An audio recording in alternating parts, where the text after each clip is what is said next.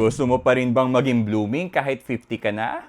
Siyempre, dapat lang. So stay with me hanggang dulo para hindi ka mapag-iwanan ng mga beauty buddies mo. Doc Bien, 50 na ako.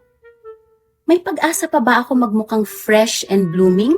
Alam mo ba, karamihan sa mga kababaihan na turning 50 pataas, takot magparitoke. Iniisip kasi nila baka OA or hindi na bagay sa age nila. Pero mga tita of Manila, linawin natin to. Ang ritoke is not about making you look 25 again, ha? It's about looking fresh, rested, at confident sa sariling skin. Lahat tayo gustong magmukhang mas bata. Pero yung hindi OA, at least we look younger looking compared to our peers, di ba? Yung tipong mukhang inalagaan ng sarili. So, ano ba ang tamang focus kapag 50 and above na? So, here are some of my few suggestions. Number 1, skin tightening.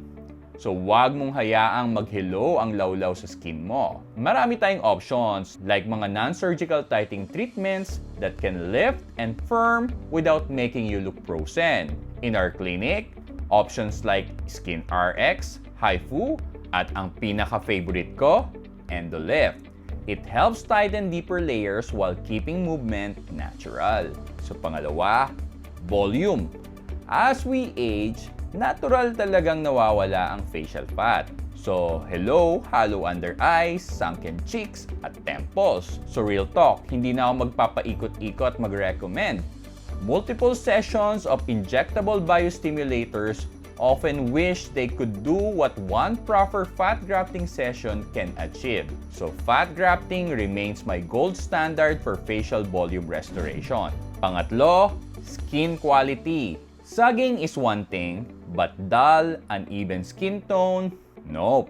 So maraming option tayo dyan. Meron tayong fractional laser, PRP, microneedling, and skin boosters that can improve texture, glow, at overall skin health. According to studies, up to 70% of visible aging signs can actually be improved with early and subtle interventions. So kung iniisip mo na too late ka na for aesthetic treatments dahil 50 ka na, darling, science disagrees. Ang tamang retoke is not vanity.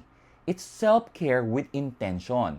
Hi, my name is Dr. Bienpo of Bienpo MD Aesthetics. Na-inspire ka ba mag-age gracefully with a little help? Comment your age kung kaya mo at i-share mo to sa kikay friend mong naghahanap ng glow-up goals. And follow me for more beauty tips here at Bienpo MD.